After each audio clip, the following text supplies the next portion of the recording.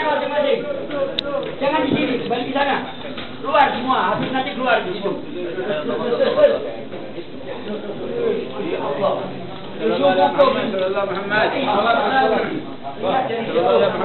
Muhammad, duduk.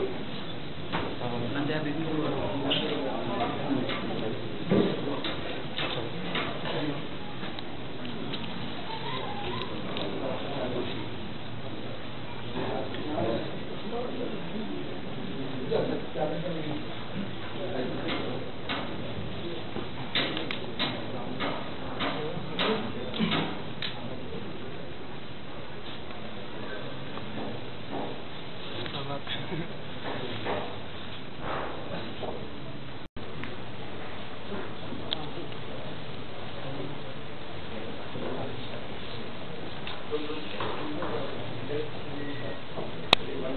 Mesin. Jadi dia nak mesin.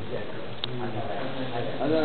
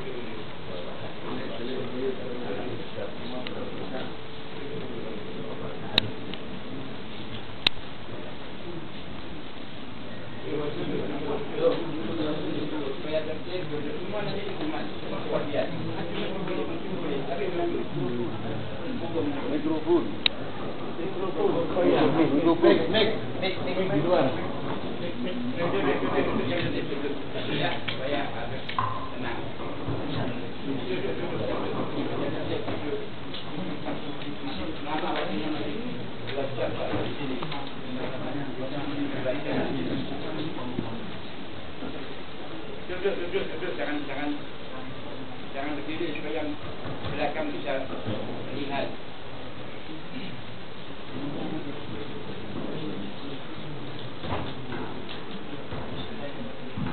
Yang dibantu jangan pakai selaman, itu yang dibantu dulu. Dulu tuh. Duduk semua bagian nanti.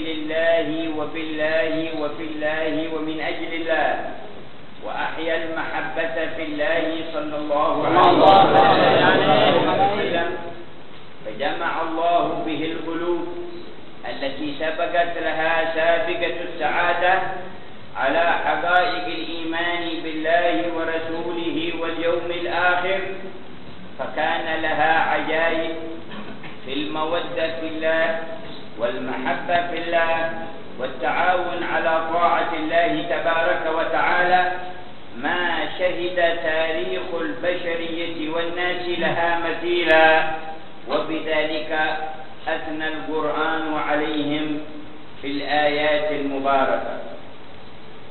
Pada awal daripada kedatangan Nabi Sallallahu Alaihi Wasallam, saat itu di satu zaman yang mana manusia berjumpa karena duniawi. Kalau mereka menyayangi seseorang karena syahwat atau hawa nafsunya, kalau mereka bertemu ataupun berkumpul dengan seseorang, tujuannya adalah hal-hal yang sifatnya kerendahan. Tetapi setelah datangnya Nabi Sallallahu Alaihi Wasallam, maka Nabi Sallallahu Alaihi Wasallam menjadikan, merubah daripada pertemuan-pertemuan yang tujuannya hal-hal yang sifatnya duniawi, diganti karena Allah, bertemu karena Allah, berjumpa karena Allah, saling menyayangi karena Allah, dan saling berkorban karena Allah Subhanahu Wa Taala. Maka beliaulah yang menghidupkan, yang mengumpulkan hati-hati manusia yang tadinya berpisah. Tadinya hati-hati manusia yang tadinya saling berselisih, tadinya hati-hati manusia yang saling bermusuhan, dikumpulkan menjadi satu. Mereka saling menyayangi karena Allah, mereka saling berjumpa karena Allah, dan mereka saling berkorban karena Allah Subhanahu Wa Taala. Dan hal ini dipuji oleh Allah Subhanahu Wa Taala dalam Al-Quran. ومع أن الشريعة الغراء جاءت بوصلة الأرحام ورعاية حقوقهم، لكن كانت أخوة الإسلام عندهم أعلى وأجل من كل أخوة في النسب، وكانت أخوة النسب محكومة بحكم الشريعة، لا موالاة لكفر ولا لمعصية لله تعالى ولا لظلم ولا تعد على حدود الله، والإحسان إلى الوالدين ولو كانا مشركين، لكن من غير طاعة في الشرك ولا تضييع لحق الأمانة. وفي ذلك كان سيدنا سعد بن أبي وقاص رضي الله تعالى عنه أحد العشرة المبشرين بالجنة، معروفا ببر والدته واحترامها. فلما أسلم بمكة غضب عليه أهله وأقاربه، ومنهم أمه إذ كانت مشركة، فلم يرجع عن إيمانه وإسلامه لأجل أحد. فقال بعض المشركين لأمه: إنه يحبك كثيرا ويطيعك في كل أمر، فبأمر تستطيعين أن تخرجينه من اتباع محمد صلى الله عليه وسلم ومن الإيمان به قفي في الشمس وقولي لا أدخل الظل ولا آكل ولا أشرب حتى تكفر بمحمد، فإذا فعلت ذلك فإنه سيرك وسيدخل يرجع إلى دينه ويترك دين محمد. فوقفت في الشمس حيث جاء سعد فقالت: يا ولدي يا سعد، لا أدخل الظل ولا آكل ولا أشرب حتى تكفر بمحمد. فقال لها: يا أمي، اطلبي ما شئت أعطيك ولو كان بذل روحي، أما هذا والكفر بمحمد فوالله لو كانت لك 100 نفس إلى نفسك فخرجت أمامي نفسا بعد نفس ما كفرت بمحمد ولا رجعت عن ديني. فلما رأت صدقه وصلابته علمت أنه لا تفيد هذه المحاولات ولا الإغراءات، فدخلت وبقي ثابتا على البر في تلك الحدود رضي الله عنه وأرضاه. Di dalam syariat Islam diajarkan untuk saling bersilaturahim, saling menyambung persaudaraan, dan saling membantu satu dengan yang lain, terutama orang-orang yang hubungannya dengan keluarga dan famili. Tetapi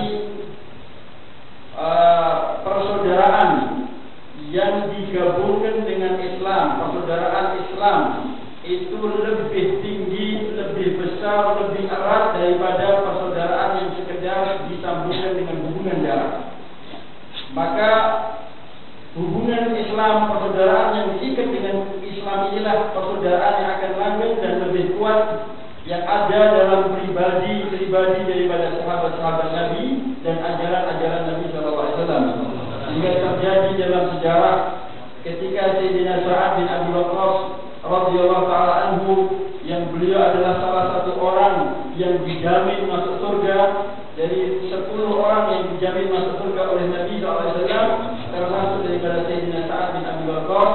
ketika beliau masuk Islam, saat dulu Sayyidina Sa'ad ini adalah orang yang sangat hormat dengan ibunya, sangat cinta dengan ibunya, sangat mengorbankan segala sesuatu demi ibunya, dan tidak pernah dari kecil sampai beliau dewasa menyelisih satu kalimat pun dari ibunya. Maka ketika Sayyidina Sa'ad masuk Islam dan ibunya masih dalam keadaan di kuburan, maka ada satu orang kafir mengatakan kepada ibunya, saat sekarang sudah masuk Islam, maka usahakan dia supaya kembali kepada kekufuran dan mengingkari daripada Nabi Muhammad SAW.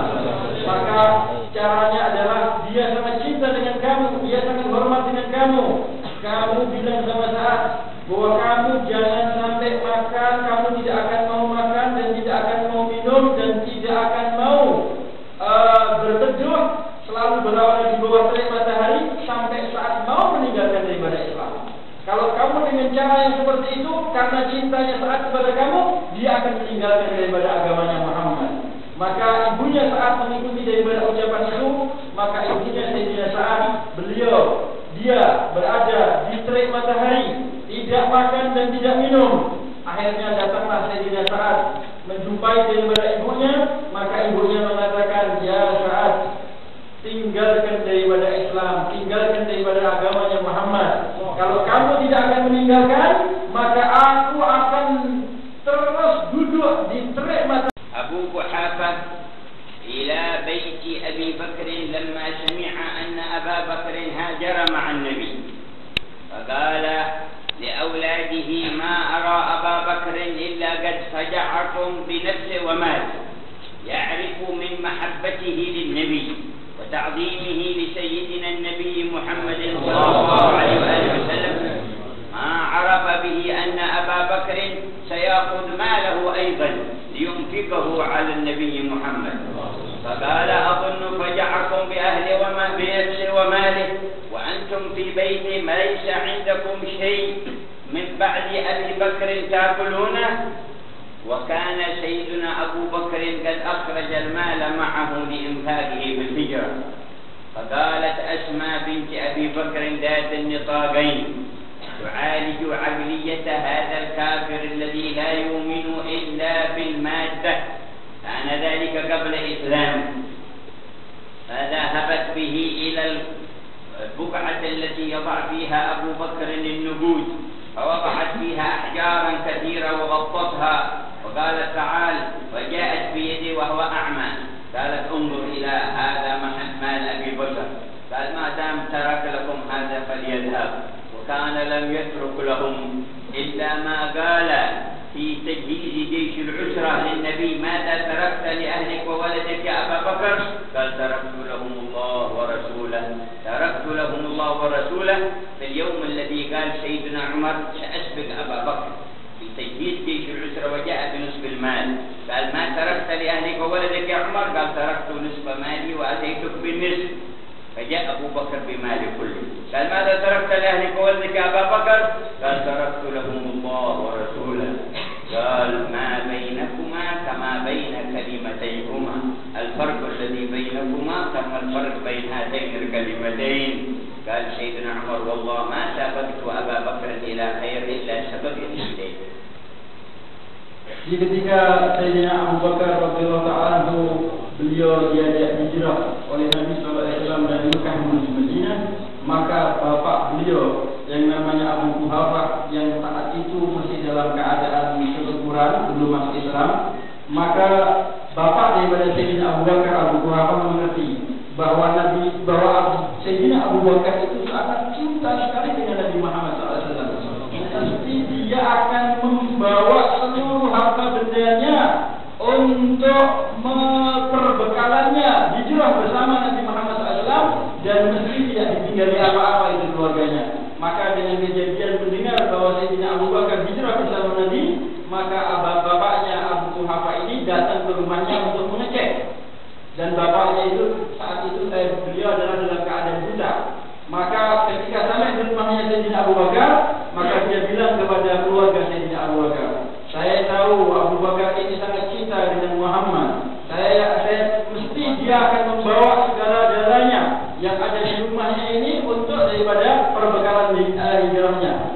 Padahal apa yang dikatakan oleh bapaknya tadi benar, bahwa seluruh harta benda yang ada dimiliki Sayyidina Abu Bakar seluruhnya dibawa untuk perbekalan hijrah bersama Nabi SAW dan tidak ditinggali satu rupiah pun istilahnya berada di rumahnya. Maka ketika datang daripada Abu Quhafah dari rumahnya Sayyidina Abu Bakar, dibawa oleh putrinya Sayyidina Abu Bakar, Sayyidatina Asma binti Abu Bakar yang punya gelar Zati Taqain.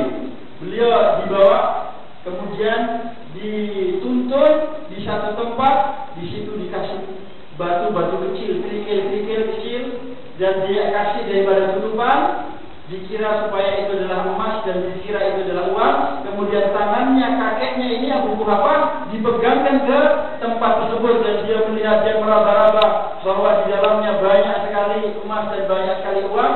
Maka Sayyidina Asma mengatakan, jangan khawatir ya kakek, inilah tempat hartanya, tempat ditempatkannya uangnya Sayyidina Abu Bakar. Maka si Abu Quhafah mengatakan, kalau memang ditinggalkan harta berarti tidak apa-apa, tidak ada masalah kalau begitu. Begitulah bagaimana kecintaan Sayyidina Abu Bakar menginfakkan daripada seluruh hartanya. Hal ini dikerjakan oleh Sayyidina Abu Bakar sebagaimana ketika beliau dulu menyediakan perbekalan kepada tentara-tentara Islam yang waktu saat itu mau perang, yaitu Sayyidina Umar bin Khattab mengatakan, hari ini saya akan bisa memenangkan perlombaanku dalam beramal kepada Sayyidina Abu Bakar. Maka Sayyidina Umar bin Khattab membawa separuh daripada hartanya dan separuh yang lain ditinggal di keluarganya. Dibawa hartanya yang separuh yang dikira banyak tadi diletakkan di depan Nabi SAW.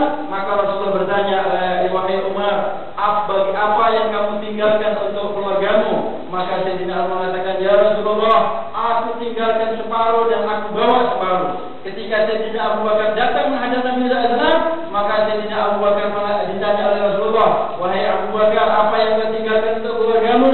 Maka Sayyidina Abu Bakar mengatakan, aku bawa seluruh harta bendaku ya Rasulullah untuk perjuangan ini, dan tidak aku tinggalkan di sana oleh apapun kecuali aku tinggalkan di sana Allah dan Rasulnya. Maka Sayyidina Umar bin Khattab radhiyallahu mengatakan, aku berusaha untuk selalu menang berlomba dengan Sayyidina Abu Bakar, tapi tidak pernah satu pun aku menang.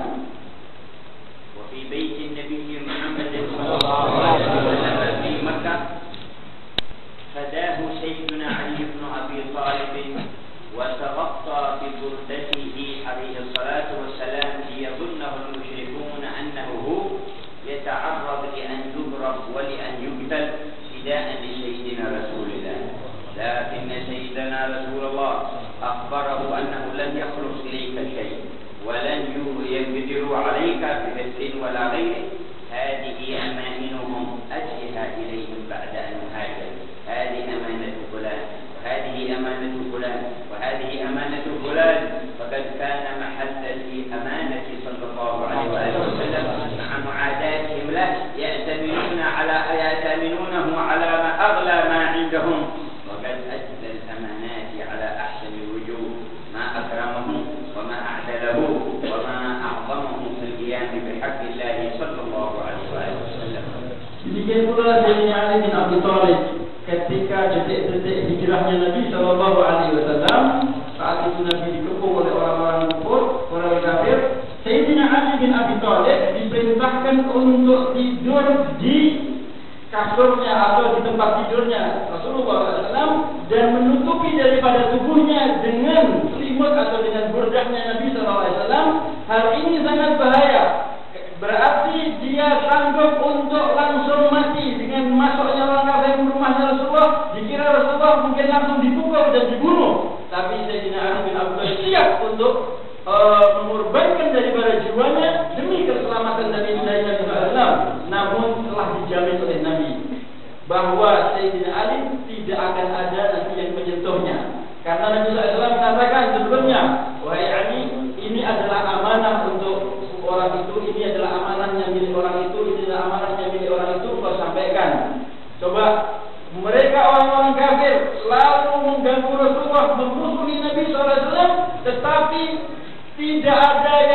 dipercaya untuk menitipkan barang-barang yang harga melebihi daripada kepercayaan mereka kepada pribadi Nabi SAW.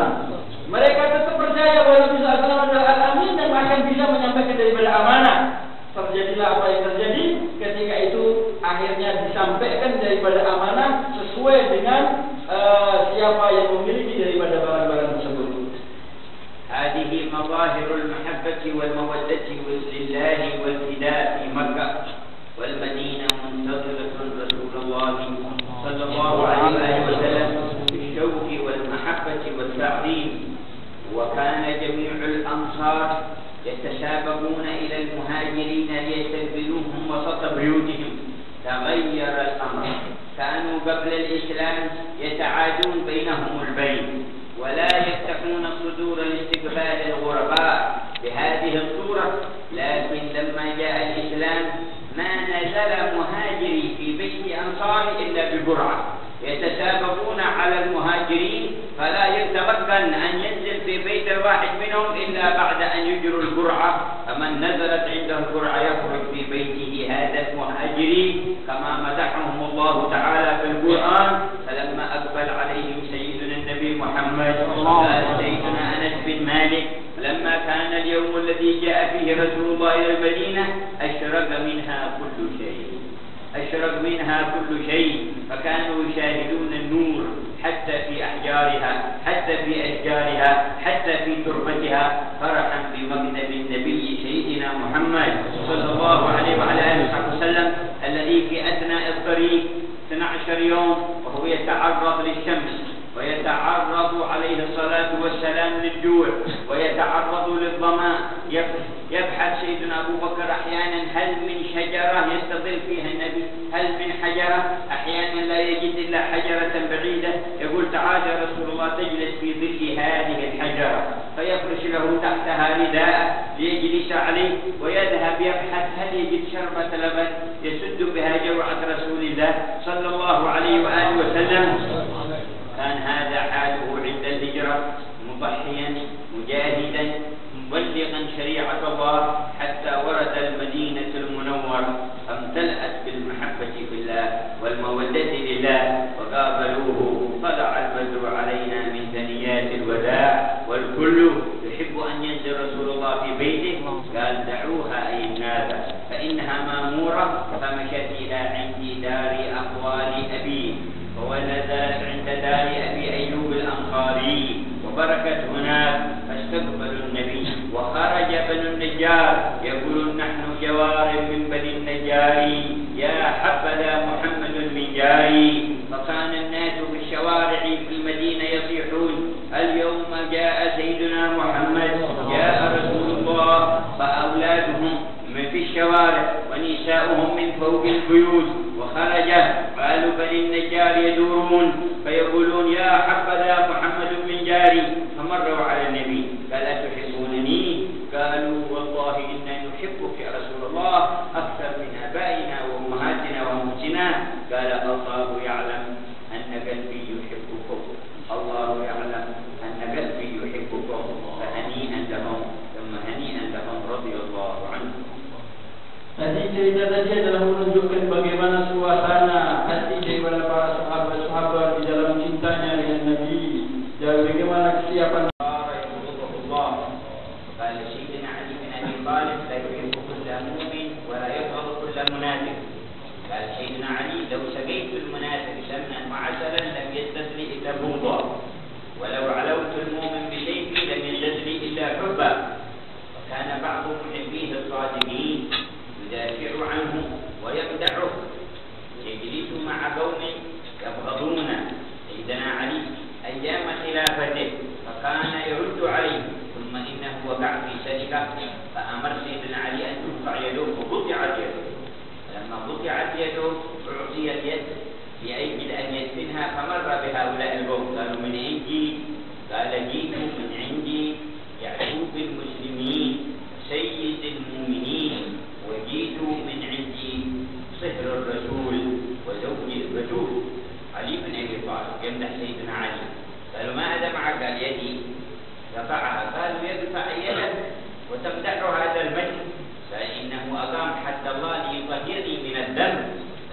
الله عني خيرا. سمعه بعض الصحابة يقول هذا الكلام فنقل الخبر إلى سيدنا علي. قال أنت سمعت تقول كذا؟ قال ادعوه قل له تعال أنت ويدعو. فجاء ويدعو. أخذها سيدنا علي ردها في مكانها وروى عليها تلك فاذهب فلا تفكها إلا في بيتك. فذهب ودعا الله أن يردها كما كانت فرجعت اليد كما كانت وقال هذا جزاء حسن محبتك في الله والأحد قد أقمنا الحد الذي أمر الله به. هذه كرامة لك من الله تعالى في الدنيا قبل الآخرة. فيما رواه الإمام ابن عساكر عنه وقد سئل سيدنا بلال أيام كنت تعذب في مكة وتولى وتغرق أما كنت تحس بالألم؟ قال خلقت حرارة الألم ببرودة الإيمان فزادت حلاوة الإيمان على مرارة الألم. سيدنا بلال لما توفي النبي في المدينة ما عاد أذن بعد منه وصار إذا جلس في مكان في المدينة يتذكر أنه قد جلس في هذا المكان مع النبي فيخشى أذان. إذا دخل إلى بيت يذكر أنه قد دخل مع النبي هذا بس إذا أذان. وإذا مر في الشارع يذكر أنه قد مشى معه في هذا الشارع إذا أذان. فما قدر يجلس في المدينة سافر إلى الشارع. بقي في الشام سنة قرأ النبي قل ما هذه الجبر يا بلال أمن أنا لك أن تزوره وتم الصباح ترحل وتتبع المدينة. جاء إلى قبر النبي صلى الله عليه وسلم مرة فقد قرب قبر النبي صلى في مسجد النبي. جاء سيدنا أبو بكر وسيدنا عمر والصحابة فرحوا سيدنا بلال قالوا له أذن قال ما أذن بعد النبي. وبينما هو جالس في المسجد أقبل الحسن والحسين هما ابن 9 سنين 8 سنين ثم أقبل قام لهما وضمهما إلى صدره وقبلهما.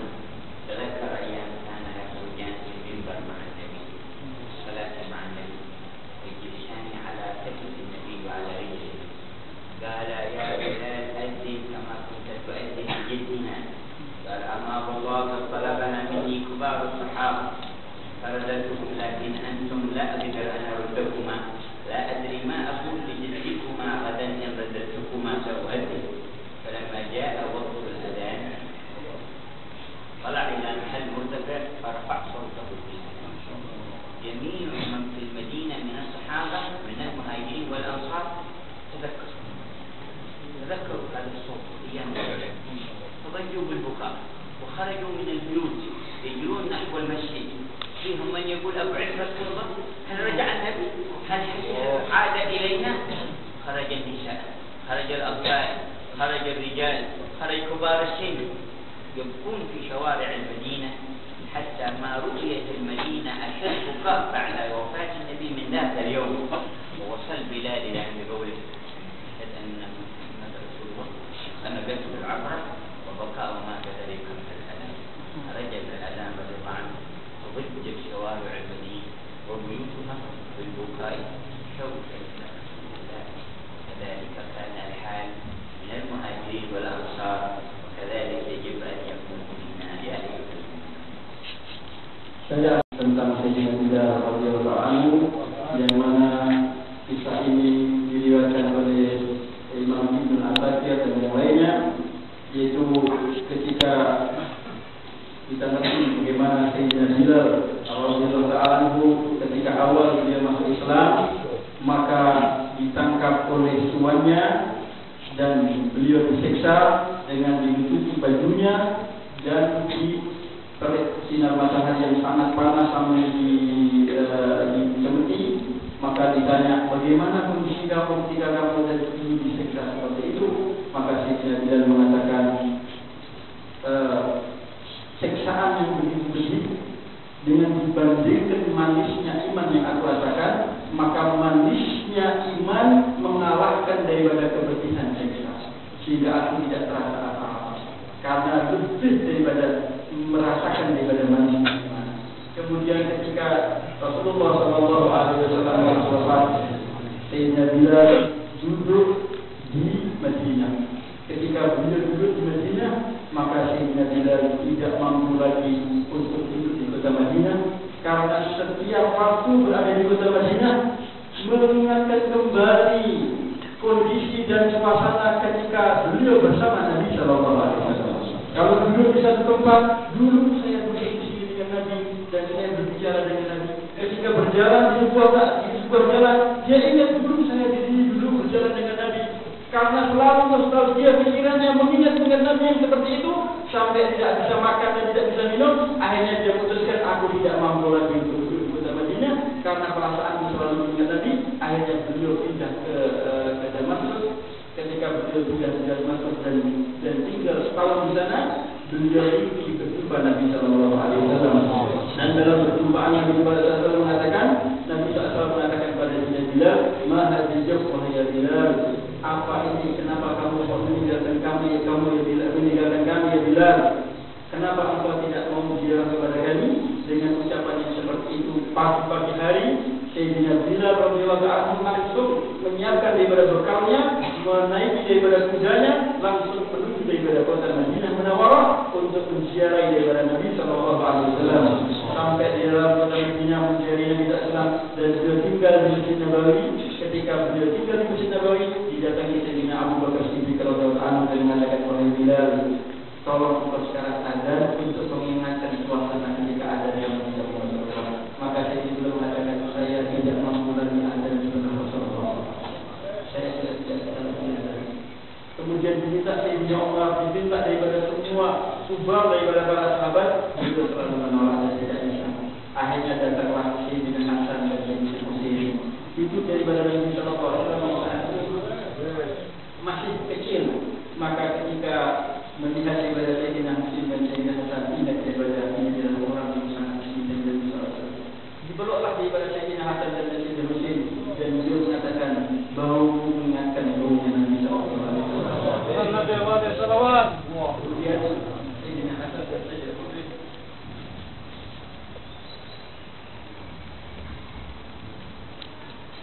Sallu ala Nabi. beliau mengatakan, "Wahai Bilal, tolong kau azan sebagaimana azannya engkau di zaman daripada rakyat." Maka Sayyidina Bilal mengatakan, "Telah meminta kepadaku pembesar-pembesar daripada sahabat Sayyidina Abu Bakar dan Sayyidina Umar dan yang lain-lainnya, dan semuanya saya tolak. Tetapi kali ini kau meminta aku untuk azan. Saya tahu engkau adalah orang yang paling mencintai Rasulullah. Ingat Sayyidina Bilal bahwa dua orang inilah yang dulu dipakai Rasulullah. Kadang-kadang baik umurnya Rasulullah dan bahkan kadang-kadang dibawa daripada hidupnya ini dimimbar dan beliau sambil berkhutbah karena tidak mau untuk menangis di sisinya. Bagaimana cintanya dengan kedua cucunya. Maka saya Bilal mengatakan, kalau aku tolak daripada percintaanmu, bagaimana aku nanti berjumpa dengan Nabi Sallallahu Alaihi Wasallam? Apa yang aku katakan? Maka karena diminta oleh akhirnya saya Bilal naik ke mimbar dan beliau berazan. Ketika beliau azan, mengucapkan azannya Allahu Akbar, Allahu Akbar, suasana ucapan dan azannya Sayyidina Bilal menggerakkan daripada hati-hati orang-orang yang ada di Madinah. Maka apakah Rasulullah bangkit kembali? Apakah Rasulullah dihidupkan kembali? Karena suasana mengingatkan zaman dahulu dia mereka mendengarkan daripada Sayyidina azan Sayyidina Bilal di zaman Nabi SAW. Maka keluarlah daripada laki-laki dan perempuan, tua dan muda, yang dari jauh dan dari dekat dari kota Madinah, dan semuanya meneteskan air mata, menangis dan menangis, mengingati suasana dulu di zaman Nabi SAW ketika Sayyidina Bilal berazan dan di sampingnya adalah Nabi SAW. Dan saat itu tidak ada suasana banjir air mata di kota Madinah seperti itu. Yani banjir yang kedua ketika yang pertama adalah wafatnya Nabi, dan banjir yang kedua adalah ketika mendengar daripada azannya Sayyidina Bilal. Akhirnya ketika Sayyidina Bilal sampai dengan kalimat wa asyhadu anna Muhammadar Rasulullah, maka beliau menangis dan terseduh sampai beliau terjatuh dan tidak mampu melanjutkan daripada azannya.